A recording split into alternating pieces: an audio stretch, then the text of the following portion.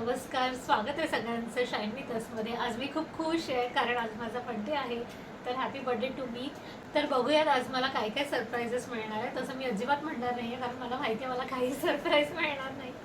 Generally कोणाचाही birthday असेल तर केक कोण ना कोण आणतंच. आता मी इथे गोवंडीला आहे तर माझा भाऊ केक आणेल किंवा माझे मिस्टर केक आणतील. जर कोणी नाही आणलं तर मला सरप्राईज मिळेल, पण नाही आणतील कोण ना कोण. आणि पार्टी अर्थात ज्याचा बड्डे असतो त्याला पार्टी द्यावी लागते, तर मला पार्टी द्यावी लागेल.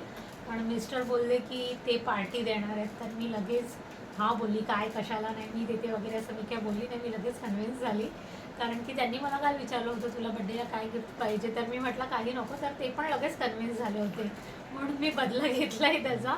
देऊ दे त्यांना पार्टी. आणि तर काय नाही, केक आणि पार्टी हे आमचं आजचं सेलिब्रेशन असणार आहे. अर्थात सावी आहे तर आम्ही कुठे बाहेर नाही जाणार आहे, घरीच सेलिब्रेट करणार आहे. तर सरप्राईज मी यांच्याकडून कधी घेत नाही. सरप्राईज न घेण्याला कारण पण तसंच आहे कारण आमचं लग्न झालं होतं आणि पहिला माझा बड्डे नाही, मला वाटतं माझा पहिला व्हॅलेंटाईन्स डे होता आणि त्याच्या आधी जानेवारीमध्ये वायझॅकला गेले होते ऑफिसच्या कामानिमित्त 1 महिन्यासाठी.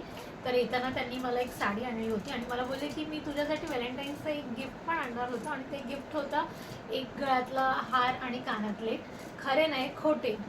तर मी त्यांना असंच विचारलं हो का, कितीचे होते? तर ते मला बोलले 5,000चे. तर तेव्हापासून मी त्यांना सांगितलं की याच्यापुढे मला कधी तुम्ही सरप्राईज देण्याच्या भानगडीत पडू नका, मला ते आवडेलच असं नाही, नाहीतर ते सरप्राईज बघून जर मी सरप्राईज झाली तर तुम्हाला सरप्राईज भेटेल. त्याच्यामुळे सरप्राईज वगैरे असं काही नसतं कारण त्यांना आता कळलं त्यांच्या बायकोचा टाईप पण, की त्यांची बायको 5,000चं खोटं काही घेणार नाही. त्यापेक्षा मी 2 ग्रॅमचं सोनं घेईल. आता 1 ग्रॅमचंच येईल, ते पण नाही येणार कदाचित, पण जे काय ते सोन्याचं घेईन, खोटं नाही घेणार.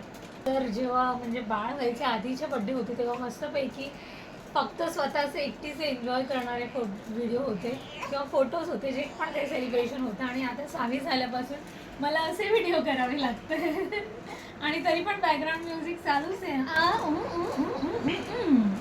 हा आहे माझा birthday cake by my brother. चला स्टार्ट. करून आली घे. Happy Birthday to you. Happy Birthday to you. Happy birthday Dear Manisha. Happy birthday to you. Happy birthday to you. लाव फॅन. माझं नुसतं तोंडाला लावाय. का हो? नाही गोड. तुम्ही चहा पण गोड करत नाही आता, सगळं कमी केलं. हा. ठीक वगैरे आपले काय इथे जवळच सद्गुरू हॉटेल आहे चेंबूरला, तिथून आम्ही पार्सल मागवलंय. पप्पा तर बड्डेचं सेलिब्रेशन झालेलं आहे, छान मस्त एन्जॉय केलं आहे आम्ही.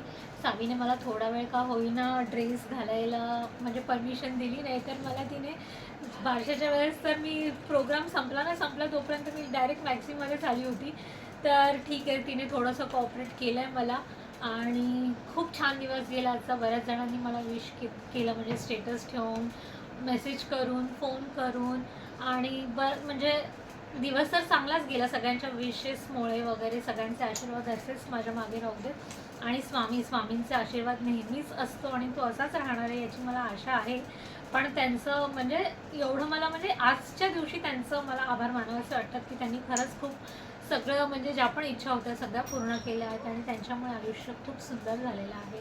असंच तुमचं पण आयुष्य सुंदर होऊ दे, स्वामी कृपा तुमच्यावरती पण राहू दे आणि सगळं छान छान होऊ देत, असं बोलून मी हा व्हिडिओ संपवते. बाय.